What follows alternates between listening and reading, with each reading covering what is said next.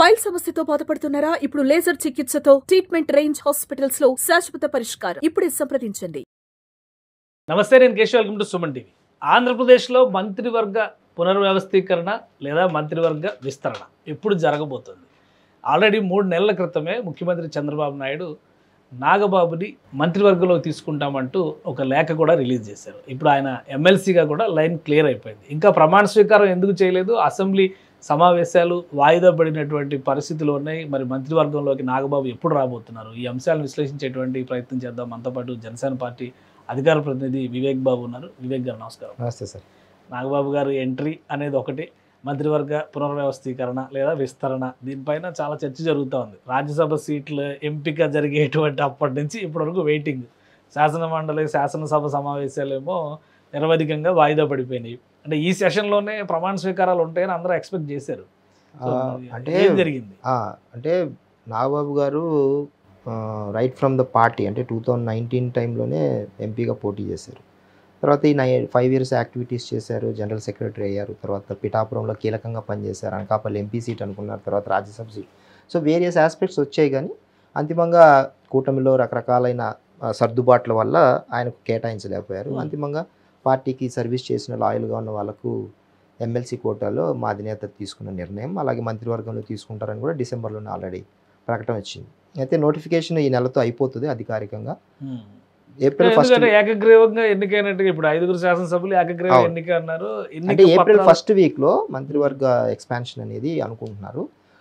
మరి అందులో షఫుల్ చేస్తారా లేకపోతే నాగబాబు గారు ఒకరే చేస్తారా అనేది ఇంకా ముఖ్యమంత్రి గారి అంటే ఆప్షన్స్ ఉన్నాయా? ఏమన్నా ఆప్షన్స్ ఉన్నాయా? మార్పులు చేర్పులు ఏ శాఖలు ఇవ్వచ్చు? అంటే చాలా కొందరు శాఖలు కొందరికి బర్డెన్ గా ఉన్నాయి, కొన్ని ఎక్కువ. అంటే ఇప్పుడు కళ్యాణ్ గారికి 5 శాఖలు ఉన్నాయి, కొందరికి 2-3 శాఖలు ఉన్నాయి. సో ఒకవేళ నాకు ఇది ఇబ్బందిగా ఉందని మంత్రులు కొందరు ముఖ్యమంత్రి గారి దగ్గరికి ఆల్రెడీ కొందరు చెప్పుకోవడం జరిగింది. సో ఆ పనితీరుని బట్టి కూడా ఆల్రెడీ ర్యాంకింగ్స్ ఇచ్చారు కదా.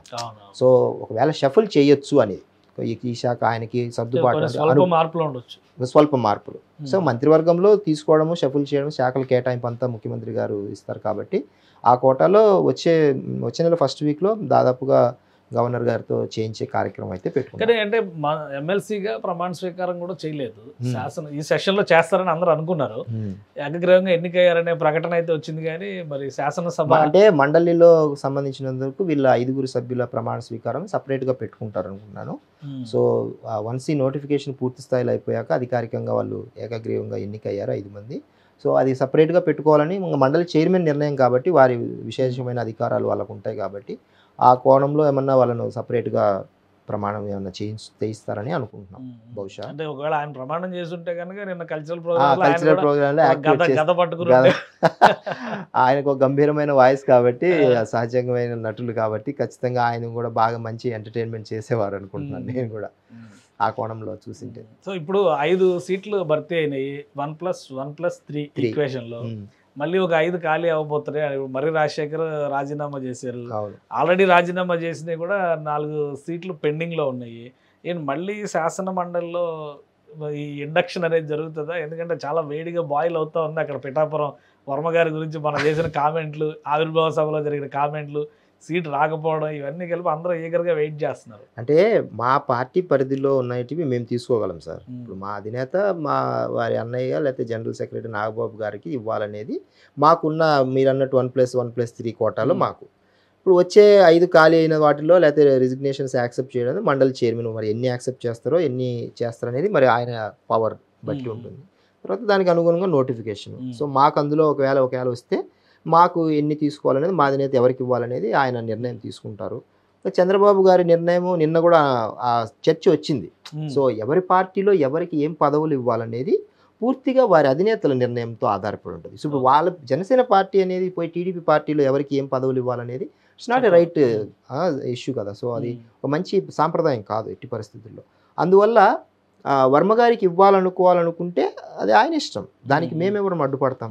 పైగా కూటమిలో అందరికీ న్యాయం కావాలి జరగాలని కోరుకునే వాళ్ళలో పిఠాపురం సీట్ ఆయన ఇవ్వడం అనేది మాకు పనిచేశారనేది సాక్షాత్తు మా అధినేత ఎంతో హుందాగా గర్వంగా ఆయన గెలిచిన తర్వాత నా గెలుపు మీ చేతుల్లో పెడుతున్నాం. సో మాకెవరికి పొరపచ్చాలు ఏమీ లేవు. ఈవెన్ నాగబాబు గారు అన్న అదే దానికి నాగబాబు అదే అనుకుంటున్నారు అలాగా. ఇందాక ఎందుకంటే వాళ్ళు అలా ఆపాదించుకుంటున్నారు. ఫస్ట్ పాయింట్, ఇప్పుడు ఆ రోజు సభ, దానికి ముందు రోజు కూడా కార్యకర్తలు అందరం కలిసే పనిచేసాము పిఠాపురానికి.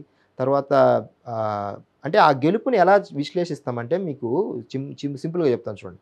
ఇప్పుడు ఎవరైనా అంతిమంగా ప్రజలు ఇచ్చే గెలుపు, ఎమ్మెల్యేకి ఎవరైనా సరే ప్రజలు డైరెక్ట్ ఎలక్షన్ కాబట్టి నాగబాబు ఉద్దేశం ఏంటి, గెలుపు పిఠాపురం ప్రజలు పవన్ కళ్యాణ్ అనే వ్యక్తి ఇక్కడ పోటీ చేస్తున్నాడంటే ఇది మనకు ఖచ్చితంగా గెలిపించాల్సిన సీటు అని ప్రజలు డిసైడ్ అయ్యారు. మేము క్షేత్రస్థాయిలో ఓటింగ్ కోసం వెళ్ళినప్పుడు, ప్రచారానికి వెళ్ళినప్పుడు మీరు ఇక్కడికి రావద్దు, మీరు వెళ్ళిపోయి వేరే నియోజకవర్గాల్లో చేసుకోండి, ఇక్కడ ఆయన సీటు గెలుపు పక్కా అని ప్రజలు చెప్పిన మాట మేము ప్రచారానికి వెళ్ళినప్పుడు. సో వాళ్ళంతా కన్ఫామ్గా చెప్పినప్పుడు ఆ విజయం ప్రజలకు చెందుతుంది, లేదా పనిచేసిన జనసేన కార్యకర్తలకు చెందుతుంది, మిగతా క్యాడర్కు చెందుతుంది అని ఆయన నర్మగర్భమైన వ్యాఖ్యలు చేశారు. అందులో తప్పేమీ లేదు. ఈవెన్ ఇప్పటికే చెప్తున్నాను నేను, వర్మ గారు గెలిచినా కూడా ఆయన నేను నా వల్ల నా పేరు వల్ల గెలిచిందని అన్నారు బహిరంగంగా. అలా అన్నారంటే తప్పే అది. ఎందుకంటే మ్యాండేట్ ఇచ్చేది ప్రజలు. ఏ ఉద్దేశించే ఈ వ్యాఖ్యలు అది వాళ్ళు ఆపాదించు. ఎవరో ఈ వైసీపీకి సంబంధించిన social media account, fake account వాళ్ళు కూటమిలో ఎప్పుడు నిత్యం చిచ్చు పెట్టాలని ఆకాంక్షతో ఎదురు చూసేవాళ్ళు, పని లేని వాళ్ళు.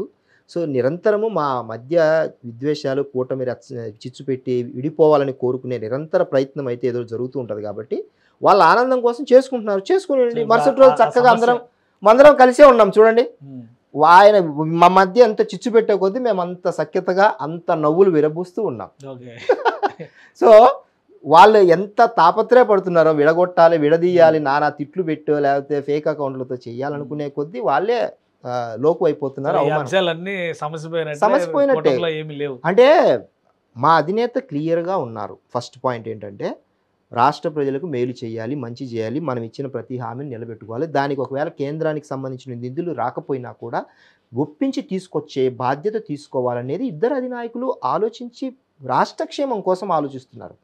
గాడిన పెట్టాలి రాష్ట్రాన్ని, ప్రతి విషయంలో గాడిన పెట్టాలి, ఒక సిస్టమేటిక్ వేలో వెళ్ళాలి, రాజ్యాంగబద్ధంగా చట్టబద్ధంగా అన్నీ జరగాలని కోరుకుంటున్నారు. కాబట్టి ఈ తిప్పలు వాళ్ళలాగా చేయాలని అనుకుంటే మాకు అసలు మా తిప్పలే అవసరం లేదు. ఒకటి అంటే సామాజిక న్యాయం లాంటివి మాట్లాడడము, అలాగే ఉన్న సీట్లన్నీ మీరు కాపులకే ఇస్తున్నారు జనసేనలో అనేటువంటి విమర్శ చేయడము, ఎమ్మెల్సీ కూడా సొంత ఇంటి మనిషికే ఇచ్చేసుకున్నారు అనేటువంటి విమర్శ చేయడం, ఇవన్నీ వస్తున్నాయి కదా, వీటిని ఎట్లాగా అంటే అది ఇప్పుడు సామాజిక వర్గ కోణం అనేది అసలు ఇందులో లేనే లేదు. ఫస్ట్ పాయింట్ అంటే హయ్యెస్ట్గా పార్టీకి లాయల్గా పనిచేసిన వ్యక్తులు not related to any caste or community. So Nagababu గారిని మేము ఆ కుటుంబ సభ్యుడిగా కాకుండా మాకు దగ్గరగా పనిచేసిన వ్యక్తిగా, పార్టీకి మాకు కార్యకర్తలకి నిత్యం అందుబాటులో ఉన్న వ్యక్తిగా, సమస్య వచ్చినప్పుడు మాకు శ్రీకాకుళం నుంచి చిత్తూరు వరకు ఆయన ఎన్నో సభలకు అటెండ్ అయ్యారు, మీటింగ్స్ పెట్టారు. కాబట్టి మేము ఆయన జనరల్ సెక్రటరీగా చూస్తాం, ఆయనకు ఆ పదవి ఇవ్వడం గౌరవంగా భావిస్తాం. అక్కడ క్యాస్ట్ అండ్ లేకపోతే ఫ్యామిలీ ఎక్కడొచ్చింది?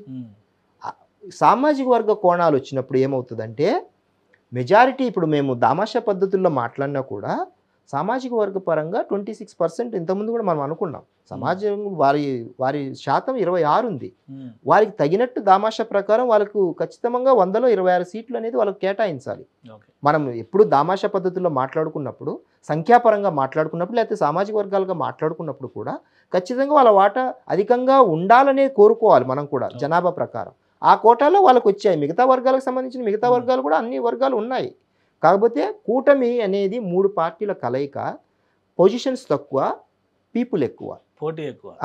సో ఆ కన్స్ట్రైంట్లో ఒక్కరికి అకామిడేట్ చేసినప్పుడు ఇంకొకరు ఖచ్చితంగా కొంచెం బాధపడతారు. మేము అందుకే అంటున్నాం, మనకు బాధ కలిగినా కూడా మనం అంతిమంగా towards society, towards public, towards state ఇంట్రెస్ట్తో పనిచేయాలనుకున్నప్పుడు కొంచెం సర్దుకోండి అని మా అధినేత చెప్తున్న విషయాల్ని మేము కార్యకర్తలకు, నాయకులకు కూడా తెలియజేస్తున్నాం. ఆ కోణంలో దాన్ని చూడాలి. మంత్రివర్గంలోకి వస్తే ఏ శాఖ అనేది కూడా చర్చ జరుగుతుంది. మైన్స్ ఇస్తారని ఒకళ్ళు, అటవీ శాఖ ఇస్తారు, పవన్ కళ్యాణ్ గారు అటవీ శాఖ చూడమని చెప్తారని ఇంకొకళ్ళు, ఇలా రకరకాల లేదు, సినిమాటోగ్రఫీ అని. ఏంటి నాగబాబు గారి చాయిస్ ఏంటి, ఏమి ఇచ్చే అవకాశం? నాగబాబు గారికి కూడా సర్టన్గా నాకు ఇది అని ఏమి లేదు. ఆయన కూడా ప్రతిదీ తెలుసుకోవాలనే ఇంట్రెస్ట్తోనే, బీయింగ్ ఏ లాయర్, ఆయన కూడా చాలా దగ్గరగా సమాజం పట్ల చాలా బుక్స్, చాలా ఎనార్మస్ నాలెడ్జ్ ఉంటుంది ఆయన కూడా. మాట్లాడినప్పుడు అర్థమవుతూ ఉంటుంది మాకు కూడా. సో ప్రతి దాంట్లో నేర్చుకునే తత్వం ఆయన. అంత సీనియర్ మెంబర్ అయినా కూడా ప్రతిదీ ఏదైనా తెలియకపోతే తెలుసుకొని దాని మీద పరిశోధించి, అవునా ఇది నేను మళ్ళీ నీకు చెప్తాను, తెలుసుకొని నేను చెప్తాను అని అప్డేట్ ఇస్తాను, ఇక తెలియని విషయాన్ని మనం ఏదైనా తెలియజేపినప్పుడు. సో ఆయన లెర్నింగ్ దశలోనే ఉన్నట్టుగానే మనం ప్రతి విషయంలో ఆయన మేము ఏదైనా సమస్య తెలియజేపినప్పుడు అంటారు.